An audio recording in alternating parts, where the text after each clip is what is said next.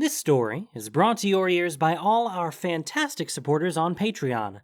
To get in on the action yourself with bloopers, extras, and the occasional early story, join us at patreon.com/voiceofallmtg.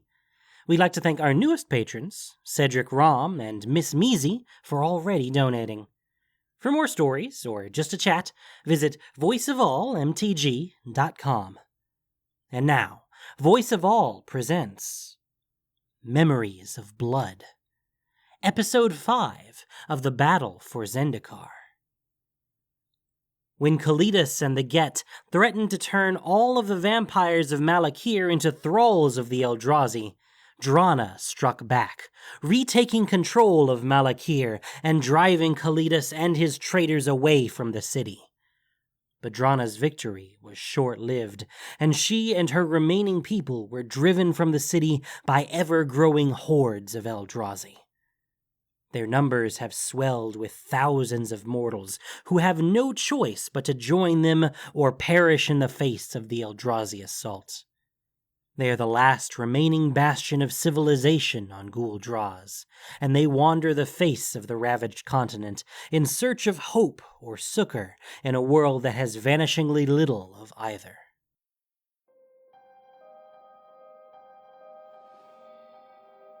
Against a sky the color of dead trees, a flock of birds dropped out of the air. No force impeded them, no arrow or spell punctured their flight. They just stopped and died, their lifeless bodies ceasing to carry on.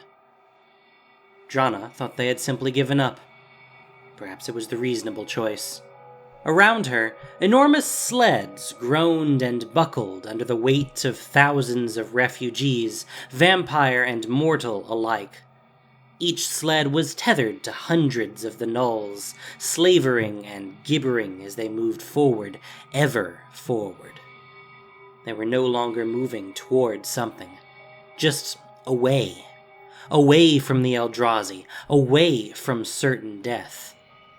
But each day, there were fewer places to go in away.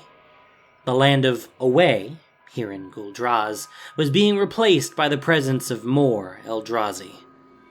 Drana ascended through the air, a survey she knew would offer no hope, but she flew nonetheless. 6 giant sleds, plus small scattered bands of vampire scouts and outriders, and the few mortals who were still combat-ready.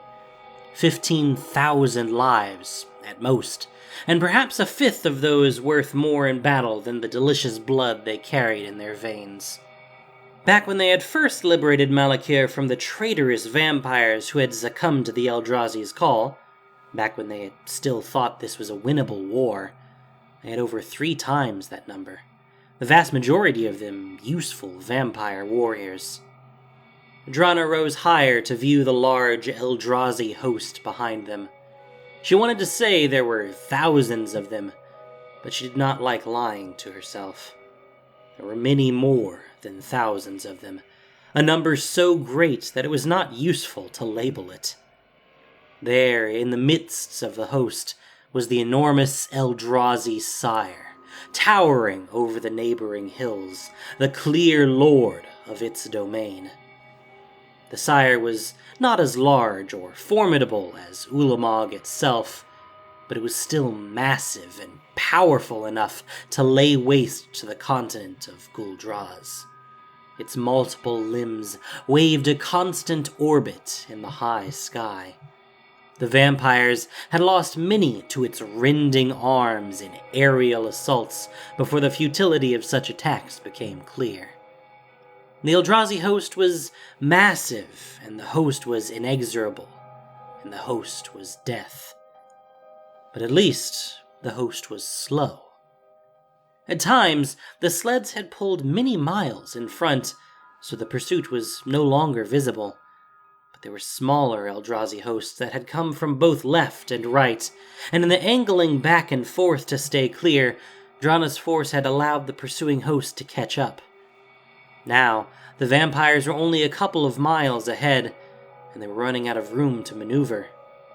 Soon, they would be at the coast, and their only hope would be to double back and Stay alive today. Drana reminded herself of her new goal, the only goal. Stay alive today. The goal grew more difficult every day.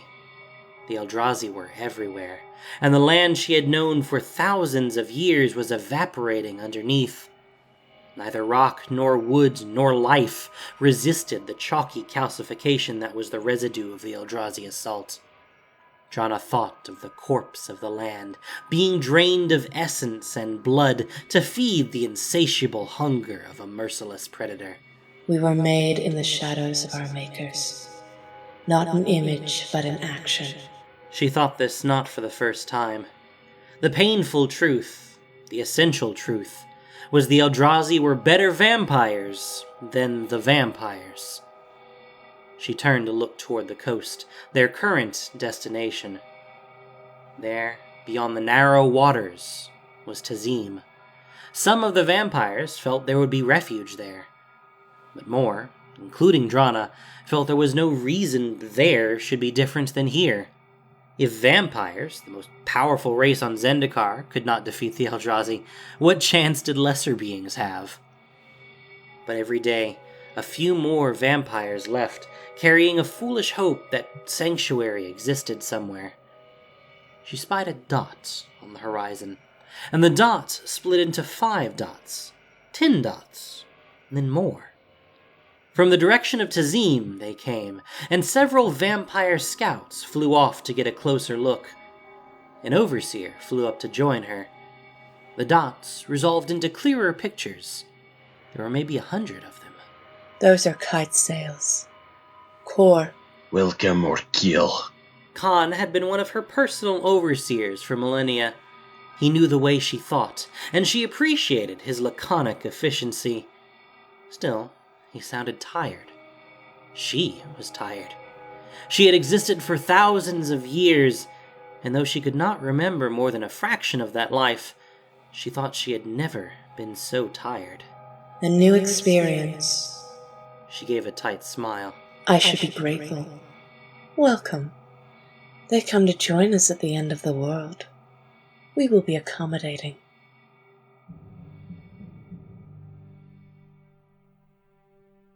The leader of the core delegation was tall, thin, but with a good amount of lean muscle. A warrior, as were the rest. Drana could smell the blood, the delicious scent of the healthy. She had not fed in a few days, and even that sustenance had been the blood of the dying and infirm. These core smelled beautiful. She smiled widely, and she gave credit to the core leader when he did not step back, did not even reach for his sword. Brave blood tasted best. She put the regret of not being able to taste it on her list of regrets since the beginning of the Eldrazi rise. It had become a long list. The leader's name was Enkindi. He and the rest of his band had been sent by Gideon from Seagate to find other survivors on Guul Draz and bring them back to join Gideon's army. Drana had heard of Gideon from a few of the recent stragglers to join their camp.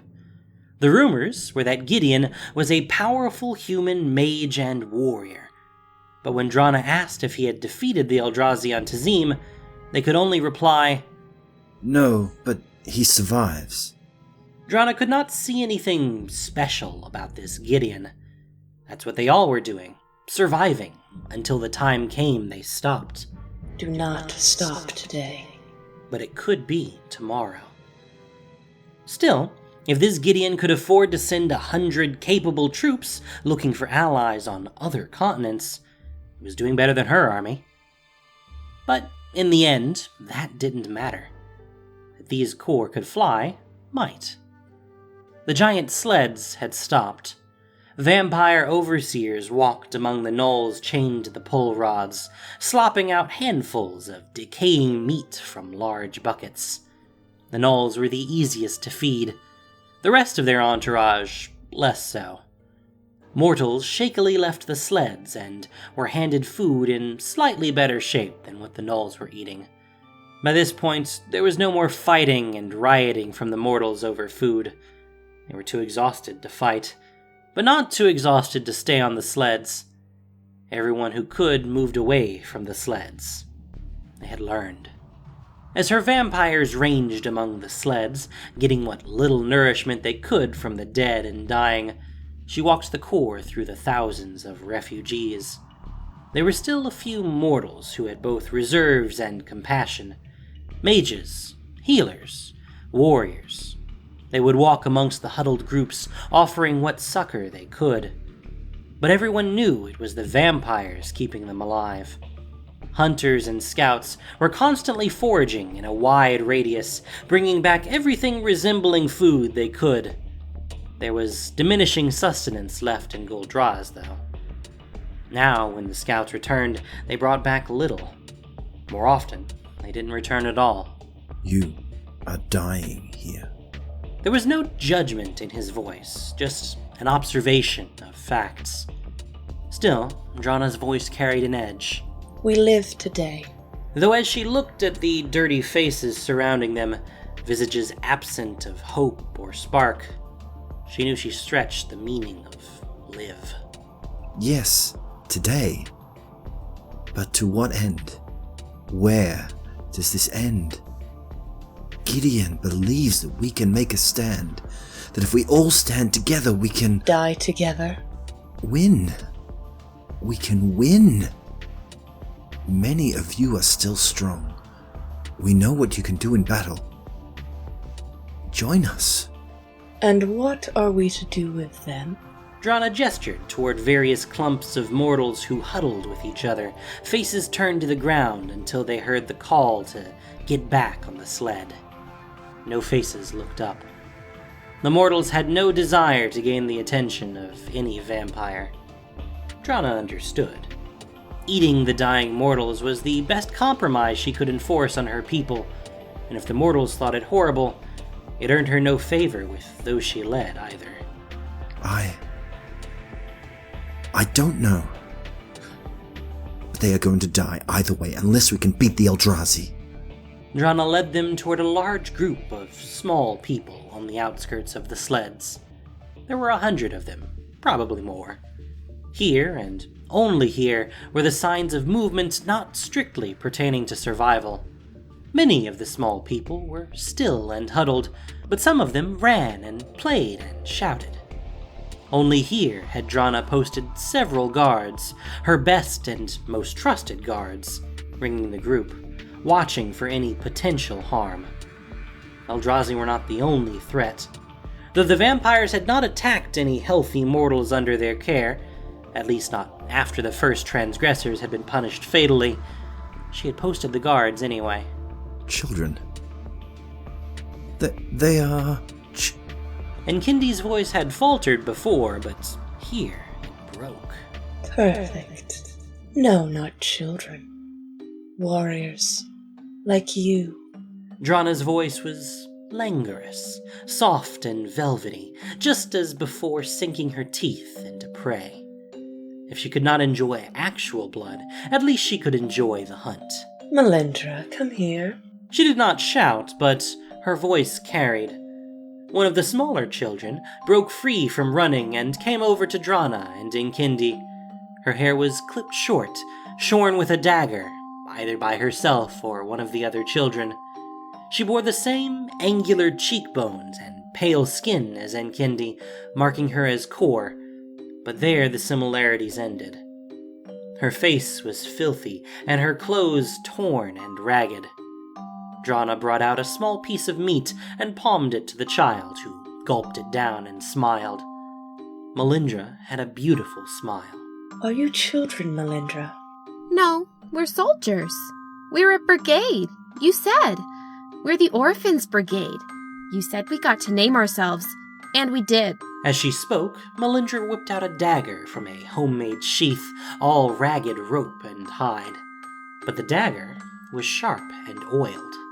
You said. We get to choose. We're the orphans brigade. And so I did, Melindra. And so you are. The orphans brigade. She patted Melindra on the head, and Melindra looked up at her and smiled again. And Kindy looked at the child and back at Drana, tears and anger in his eyes. They are children. Core children. And humans and merfolk and elves. All mortals are mortal. Becoming a parent does not seem to provide adequate protection against death. Do you actually use them to fight? How evil are you? They are. Children, yes. She continued to stroke Melindra's rough-hewn hair. Being a child seems no more protection against death than being a parent. This is war. In my experience, wars are usually very effective at killing children. Perhaps that is the point of war, to kill children. And Kindy's hands started to flex and tremble, just a bit. His eyes tightened as his tears stopped. Drana had to be very careful here. She could not provoke him so far yet. Except in this war, Kindy. Against the Eldrazi, we are all children. And Kindy's shoulders slumped and his hands stopped flexing. He looked up at her, clearly lost. How do you save the unsavable? I will not leave them to the Eldrazi. I will not leave any of them. You ask me to go across the narrow sea to fight with this Gideon, to kill Eldrazi there instead of Eldrazi here, to save those children, but not save these children. I have a different proposal. I'll leave with you to fight with Gideon at Seagate if you and your warriors fight with me first. Help me kill the Eldrazi behind us, who even now sliver closer in their hunger. Help me win my battle, and I'll help you win yours. She stuck out her hand in the way mortals do, and successfully resisted the urge to bring his neck close and bite when he offered his hand in return. It was extra flair for Melindra to sheathe her dagger and stick out her hand in the same way, but Drana loved the child a little more for it. Drana sent her lieutenants to begin preparations, and she arranged to meet with Enkindi in the air. They had a battle to plan.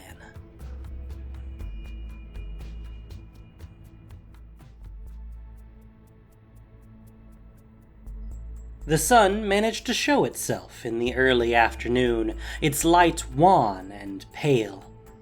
The Eldrazi seemed to suck the energy from everything, even light itself. The battle plans had been drawn quickly. One of the few advantages to fighting against innumerable odds and a mindless, inexorable foe was that battle strategies were straightforward. Every day, every hour, her army weakened. Better to strike now. A buzz ran through the masses. After so many days of running and death, here would be a chance at resolution. No matter the outcome, tomorrow's reality would be different than today's fear. She was not prone to careful introspection, but it was hard not to acknowledge this could be the last day of her existence. She had been alive for many thousands of years, but even several hundred years into that life, she realized she had a choice. She could dedicate herself to remembering her past every new day and exercise in keeping hundreds of years of memories alive, or she could let go. She had chosen to let go. Memories, for the long-lived, were a delicate edifice of pebbles. Pebble stacked upon pebble upon pebble. She could roughly trace the largest pebbles, but after so many years, everything in her foundation, in her earliest times, were buried. She wanted those earliest days, knew they would be essential to the vampires surviving this war. Today, she would get those memories, or she would die. She welcomed the prospect of clarity, regardless of the form in which it arrived. Her opportunities for clarity were approaching on all three sides. The main Eldrazi host, centered around the enormous sire, came from due east. Two smaller hosts converged from the north and south. She had placed the bulk of her army to engage the large host. The majority of that contingent was vampires, supported by mortals she could trust in battle. Those mortals too fractious to reliably follow her orders were placed in charge of the frail and infirm. She didn't bother giving instructions of what they should do if the army failed. They would find out soon enough in the very short time left to them. Drana's best overseers managed the few hundred flyers they had left. Her flyers, along with Enkindi and his additional 100 troops, would be key. Drana kept her eyes on the Eldrazi sire. It was both the main challenge and opportunity in this battle. They could kill all the other Eldrazi they wanted, but if they could not find a way to bring the sire down, none of the other deaths would matter. And they had no chance of killing the sire without flyers. The Eldrazi were close. There were thousands, tens of thousands, more. Different shapes and sizes, running, crawling, slithering, slurping their way across the rocky ground. Here, on the outskirts of Guul Draz. Some even flew, their misshapen, grotesque bodies an affront to Drana's domain. Occasional ripples surged through the masses, and Eldrazi bodies would explode or be swallowed up into the earth. It was Zendikar itself, rippling to rid itself of the foreign invaders, using the royal to fight its war. But the weapons of the Eldrazi were more fearsome. Everywhere they touched life, life died. Everywhere they touched matter, matter disintegrated. Everywhere they touched the world buckled. They are the end of all things. The Eldrazi came upon them. Mortal and vampire alike met the initial onslaught with fierce savagery. They blasted, hacked, and tore their way through the unthinking nodes of hunger embodied in gelatinous, tentacled forms. All the fear and despair of the last few weeks was converted to raw fury and power. If these were their last moments of life, they would be epic moments. Moments worth 1,000 years of story and song to commemorate. The Eldrazi did not care. The Eldrazi kept coming. An Eldrazi drone lashed a barbed tentacle at her head. She bit through it and caught the free appendage, whipping it around to decapitate another Eldrazi behind her. The headless Eldrazi didn't know it was dead, mauling an open-mouthed mortal, sucking him in and eviscerating him in a single undulating motion. 2 other mortals fled in terror before being killed by more pressing Eldrazi. Drana chopped an Eldrazi in half with her sword, and then spun to punch through the body of another. Drana snarled as she did it, a feral, manic grin on her face. But no Eldrazi ran in terror. So much of the momentum in battle relied on creating fear and intimidation against your opponents. Once the mind succumbed, the body would follow. That approach was useless against the Eldrazi. The only available tactic was killing. The Eldrazi broke through the front lines, penetrating deep into the heart of her forces. More Eldrazi came behind them, and more waves were behind them, always advancing.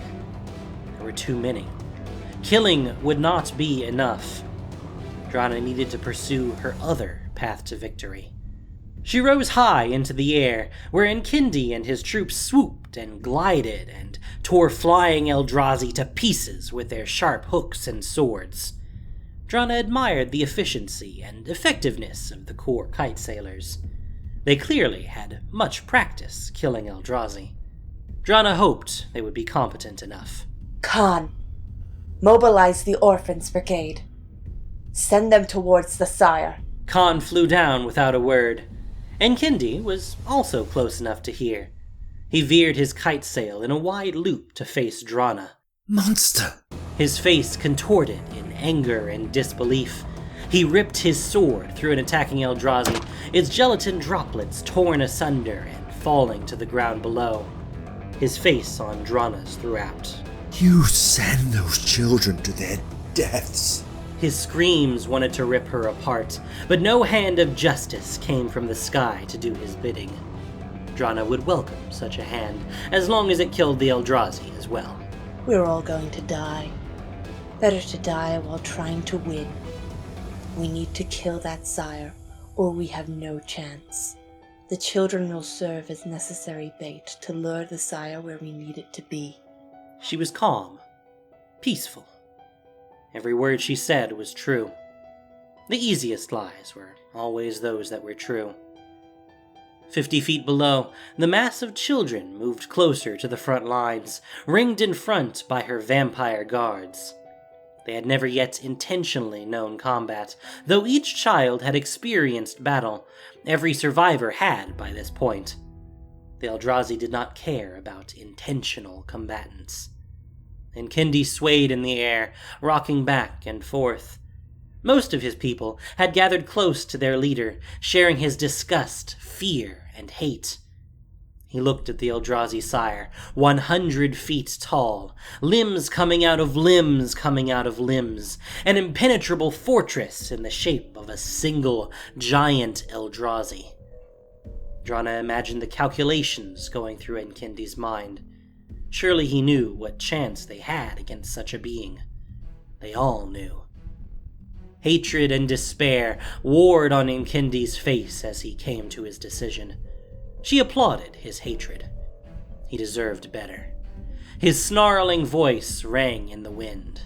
May your death be painful and long. May your death bring neither peace nor redemption. He turned to his group.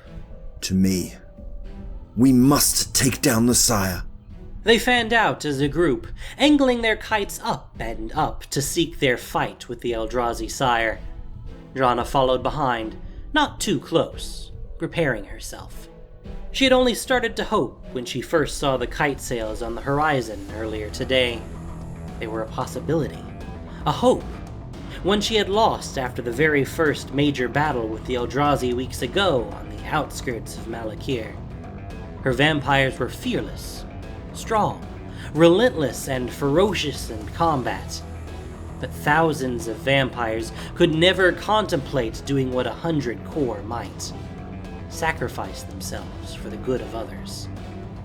Nkindi led the charge directly into the head of the Eldrazi sire. Drana understood the plan.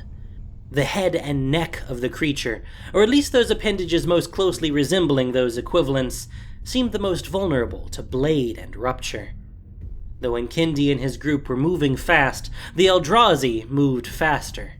A large tentacle from the Eldrazi's head wrapped itself around Nkindi, while a smaller, attached tentacle wrapped itself around Nkindi's head and squeezed. Nkindi's headless corpse, still attached to its broken kite sail, plummeted uselessly to the ground.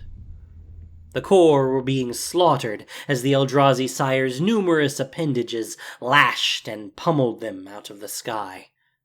Drana grabbed one of the falling core midway before hitting his final destination. He was still alive, though unconscious and not long to live. She bit deep through his neck, and his eyes shot open and closed.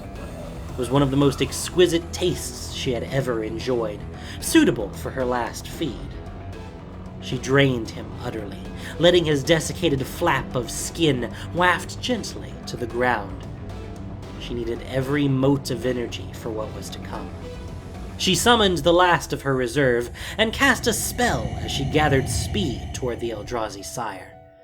Only a few core were still flying free. The rest were dead or being grappled by the sire. The giant Eldrazi, even distracted by all the core, could still move blisteringly fast. But this time, Drana moved faster. She flew straight into the center abdomen of the monster, puncturing gelatin, flesh, and muscle into the very heart of the creature. Her world exploded.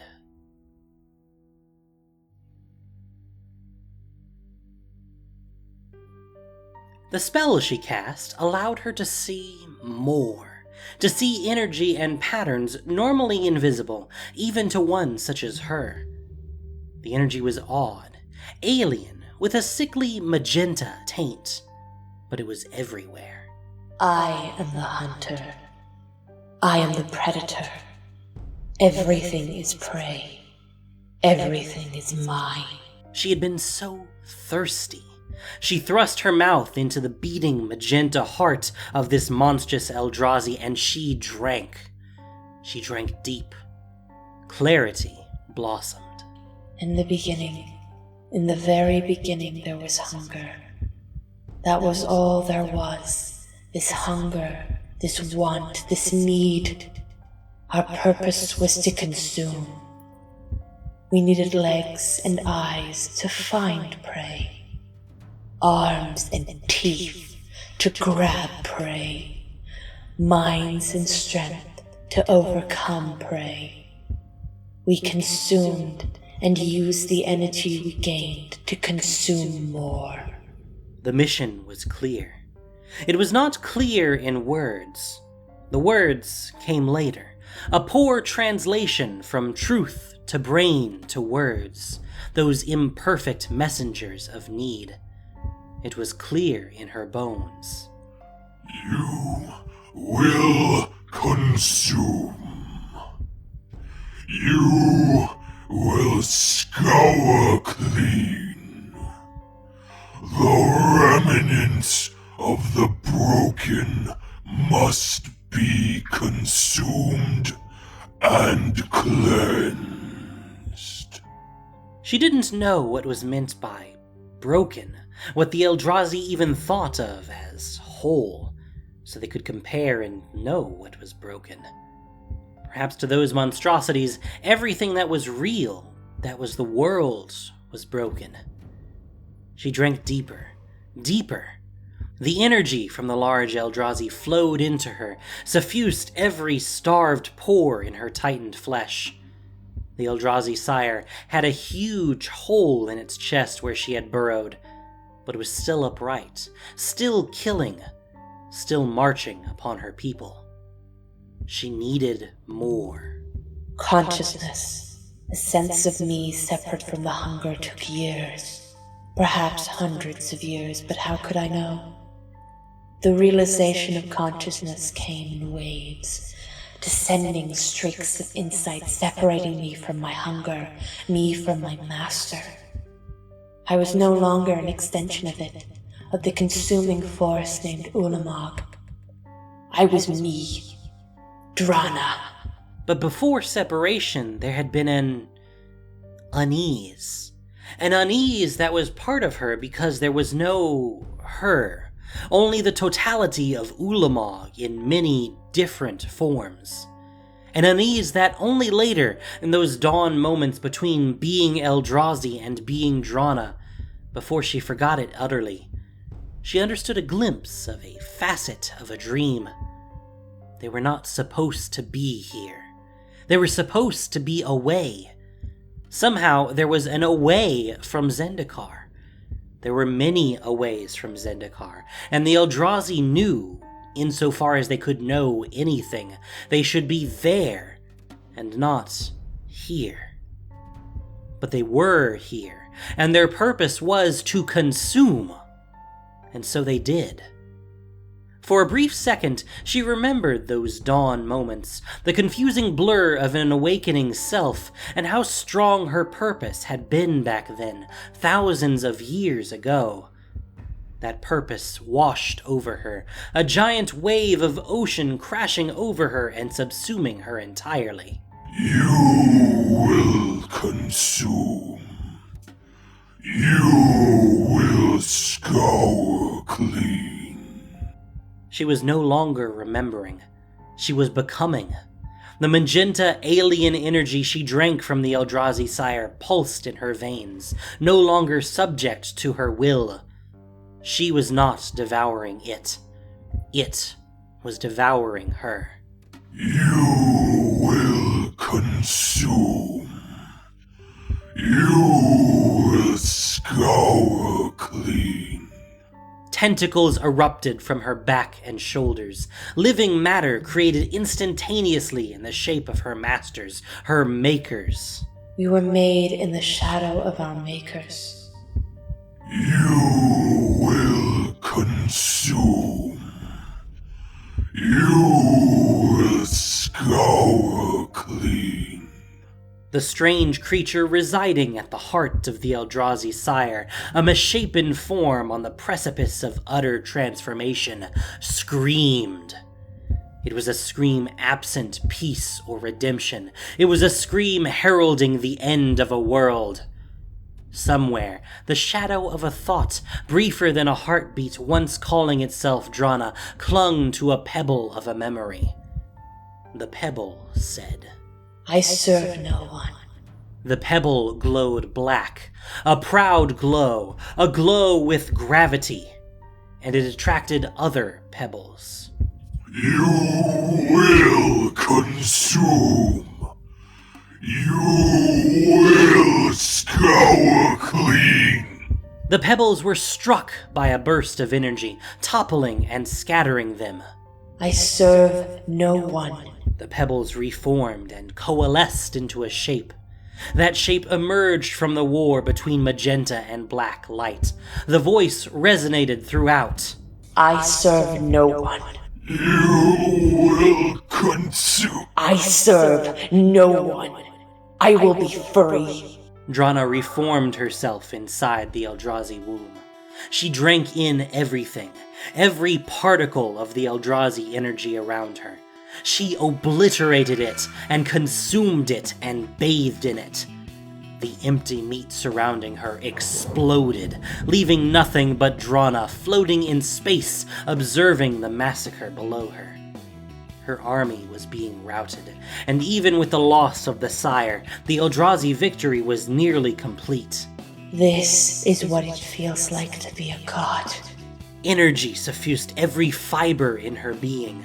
She could obliterate armies. She could destroy the sun. With this power, I could do anything. Her vision was boosted tenfold from normal. She could make out every face, every detail. She saw the orphans brigade, the outer ring of children attacked by the Eldrazi, while some of them fought and some of them ran and some of them died. She should leave them all. They could not help her. She could go directly to Ulamog and confront it, destroy it. Or she could find this away from Zendikar. Why settle with dominating a world when there were endless worlds to own? The energy inside her bucked and writhed. Veins split open, too rich with power to be contained by any physical form. Her people were being destroyed. Should she save them? What matter these mortals, even her vampires, when worlds and gods awaited? I belong to no one. She saw Melindra run up to an Eldrazi spawn and stab it in the head while she screamed. The Eldrazi spawn sputtered and shook, but still coiled a tentacle in reactive tension, and Drana could see the whiplash intended to shear off its assailant's head. I belong to no one. Melindra could not see the spawn's reaction, could not see the tentacle coming her way to end her life. I belong to no one, but they belong to me. Drana screamed as she let loose the energy stored in her body, becoming a glowing magenta sun in the middle of the day. Rays of purple light struck her people, vampire and mortal alike, healing their wounds, making them stronger, faster, invulnerable. The Eldrazi's tentacles struck Melindra in her shoulder, and the tentacle shattered. Melindra laughed as she tore the Eldrazi's head off its body. She ran to kill the next Eldrazi. In seconds, the battle changed, and what was left of Drana's army began obliterating the Eldrazi forces. The energy continued to pour from Drana. She had already lost more than half of the Eldrazi energy surge, and still she felt she knew no equal on this world. But her people needed more, and she gave it to them. Wounds closed, sickness fled, strength was restored. The energy was fading, surges becoming dribbles, each pulse emanating from her slower and weaker than the last. With every pulse, she came closer to the ground, unwillingly but obeying laws of exhaustion greater than her ability to fly. There were no more Eldrazi in sight. All had been destroyed by her empowered army. The desiccated chalk patterns on the ground grew closer. They are beautiful. They are horrible. And then she hit the ground and found oblivion.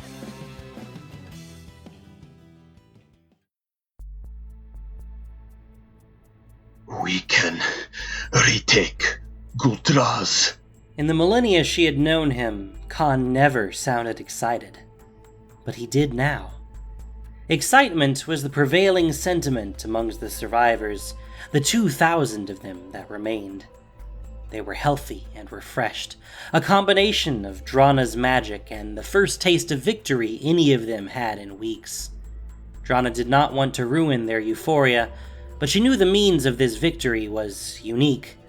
She would not risk directly battling an Eldrazi the same way anytime soon, or ever. This time she had managed to preserve her identity, her very self. Next time, the results could be far different. Any of the envoys left alive? Khan shook his head. Enkindi and the rest of the envoys had served their purpose well. She had no need to honor their sacrifice, nor did she feel guilt about her manipulation. Such were the dealings with prey. But even so... Make preparations to cross to Tazim. We are going to Seagate. Khan raised an eyebrow for a moment before turning around and barking orders. Several other overseers did the same. There were no dissenting voices. Any desire to reclaim Guul Draz was swallowed by their fervent obedience to Drana. She had saved them in their most dire time of need. Drana walked among her people, and all, vampire and mortal alike, bowed with her passing. Their heads looked up, though, searching for her eyes, their gratitude and pleasure clear. She met their gaze and kept walking until she found what she was looking for. Melindra was among the other surviving children of the brigade, sharpening her dagger with a whetstone. The child, though still dressed in rags, looked nothing like the ravenous waif she had been. She looked strong, hale, a warrior in truth. Melindra looked up, her face untouched by guile. Whatever she saw in Drana's face made her smile, and she went back to her whetstone and dagger. Drana had made the decision before losing consciousness in the aftermath of the battle. She had sought out the Eldrazi sire, sought its energy to unlock her own ancient memories. And she found what she was looking for. The Eldrazi weren't from here. Perhaps they didn't even want to be here, for whatever want meant for them. But most important, there was a there for the Eldrazi to go back to. She contemplated what she would find at Seagate. She looked forward to seeing this magical warrior named Gideon, a strange man in strange clothes whom no one in Zendikar had ever heard of before now. Perhaps he came from this there as well. They have a place to go. We can send them away to there, or we can go away to there ourselves. Drana stroked the head of the child and smiled.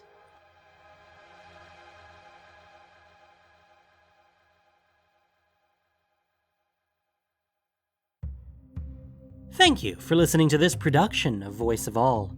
As listener-supported entertainment, we rely on you not just for the voices of the characters, but also to keep us going and growing.